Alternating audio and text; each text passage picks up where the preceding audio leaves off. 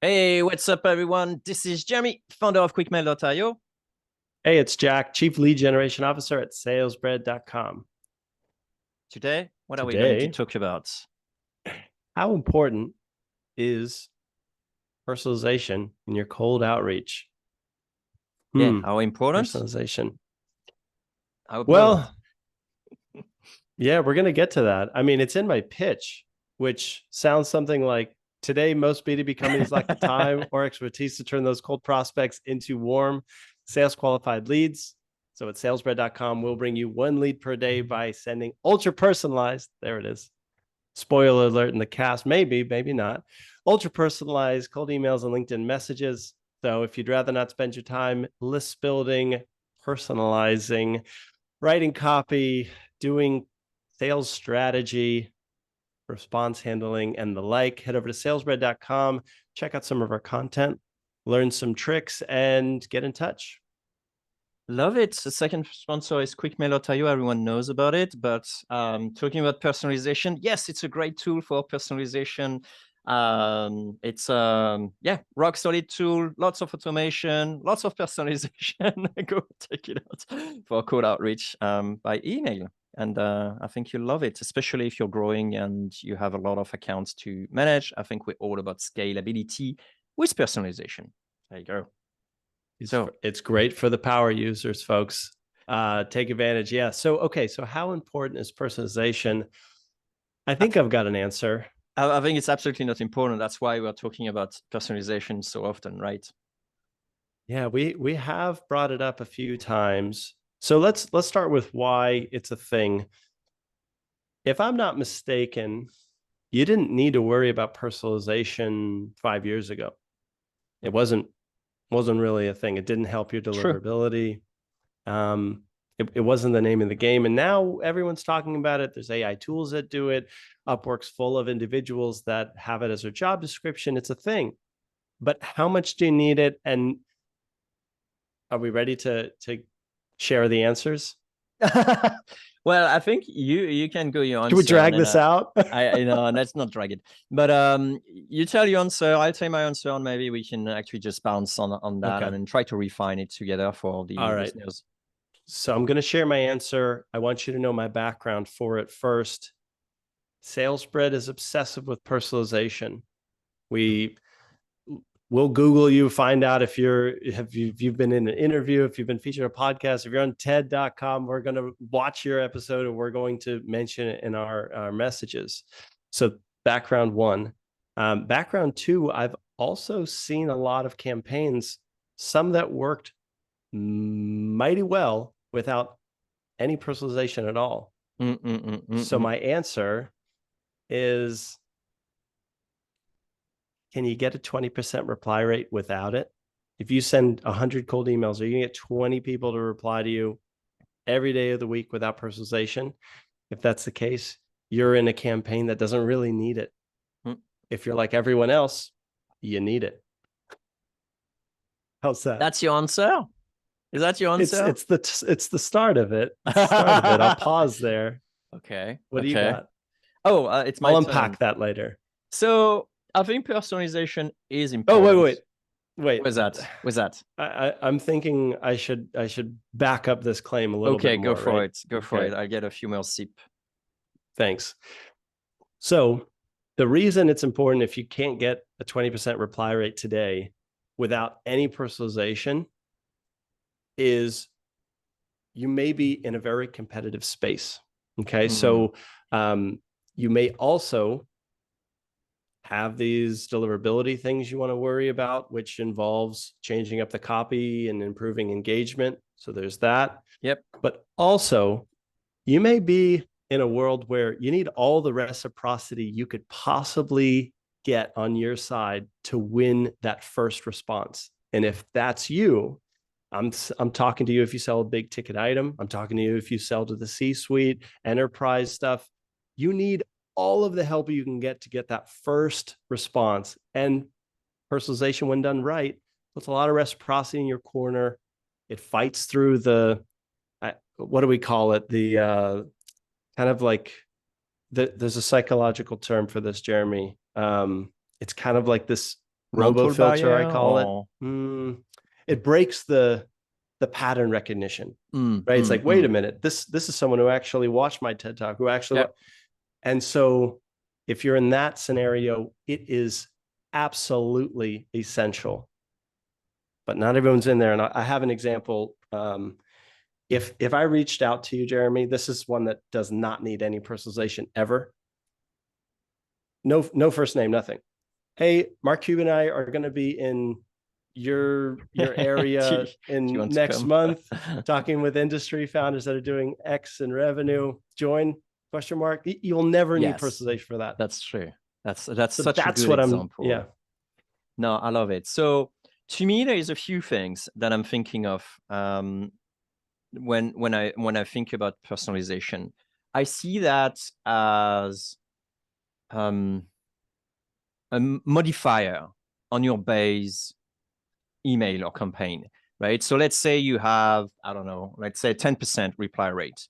And then you add personalization. It could even go up or down depending on the personalization. Because if it's a bad personalization, I guarantee you it's going to go down, right? Or maybe it's going to go up, but your positive reply rate is going to plunder, right? It's not going to help you. Yeah. Exactly. It's not going to help you. So my favorite approach, rather than sort of like risking it, quote unquote, with personalization that are like, lots of people are doing like first line personalization through AI. I think it's rubbish. It just doesn't add anything. It's not great. And so my approach is that, can I do a list of just 100 people, but those 100 people are very similar each other. And then I do the personalization based on that. So it's not personal. It's not about like, hey, I saw that you're running a marathon type of thing, but it's more like, something like we're together sharing some passion for some stuff that you can effectively get with your list. So I'm a very big fan of personalization through the list instead I call of actually... that customization. Okay, that's interesting. Different words. You're introducing different than word. Personalization. Yeah, I'll coin it. Sure, why not? Okay, so you're saying instead of taking the risk of a crappy or an expensive manual, it's a risk. Versus Correct. However, well, this is what I received like yesterday, literally yesterday. And I went to LinkedIn and I mentioned that for the first of this year, I did half a marathon. Like on the first day of this year, I did half a marathon, and I plan on doing like a full marathon sometime during the year. And then I received this email 3 days later. It says, "Happy New Year, Jeremy. I saw your marathon post on LinkedIn, rooting for your marathon in June," because I mentioned I'll do it either in June or September. And he said, "By the way, did you just make the record of half marathon on the 1st of Jan?" This one was kind of like, lame, because it was in a picture already, right? That it was on that day. But I mean, like, man, I had to reply to that. However, the actual... Reciprocity. That's true. I was more curious. Like, was it automated? Was it not? What process did you use? Because that's because 3 days we're after the cold I posted, right? And it was a follow-up. So, which means the personalization only came on the third one. And I wanted to figure out like, oh, how did that happen? Anyway. And yes, I replied, but I was still not super interested in the actual offer. I was more interested in the things behind. However, I think this is an amazing personalization, right? Like everyone who is sort of like reply to that is like so in tune with, my personal goal, what I'm doing and stuff. However, the thing I'm asking, like, you're gonna get like a great response rate, but it's not an excuse for building a bad list, because then you're going to reach out to people who are not interested anyway by the offer, right? So I don't think you can use personalization as a substitute for doing a great list. Absolutely not. And I think that's the second part. So we actually did a test with personalization and without personalization. And the results weren't that different for one particular campaign. And here's why. The offer was really strong and the list was perfect. We knew the list had to engage with this problem, and it worked with about personalization. It's not the Mark Cuban and I are coming to your town, but it's for that small universe, it was kind of a big deal. So think about that. Like, some technology companies are in this position where they're the first mover and all they have to do is just tell people what they've solved in order to get the responses rolling in. If that's you, Mm, and deliverability is not an issue, you'd probably better off focusing on ramping up as opposed to sending the world's greatest personalization. Then I would use Jeremy's customization because you're already doing careful list building, yeah. hopefully. So make that clear in the list through customization, and that's all you need. But let's say you're selling consulting. Let's say you're selling marketing services or talent acquisition. You need a lot of momentum to get that response.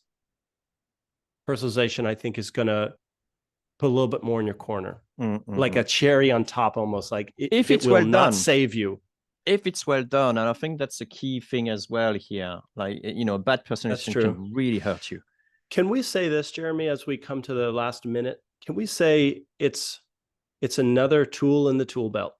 If you need to do a better job, get better results, go ahead and tack on good personalization if nothing else is available within reach.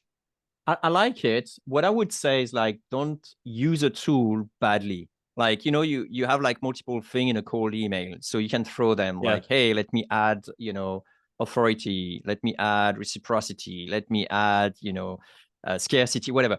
Don't use a Yeah. tool if you're going to use it badly. And I think that's what I would say. And the last thing I would say about personalization is don't use it as a distraction. You're still willing to have something. Like, don't over personalized so the people don't even know what you're talking about. Like, I don't think that's a great Yeah. It path. could even, I think that's well said. Potentially, it's even like bolding text. If it maybe draws a bit more attention to what you've written, but if the writing is crap, then it's not going to help you out. That's right. It's only going to Yeah. highlight the crappiness of what's been written. Maybe. Yeah. Suppose like it's an amplifier, that's maybe. that's right. Modifier, I would say, because it can Yeah. go both ways. Very interesting. I've read somewhere that money won't change you, but it'll just make you more of who you are.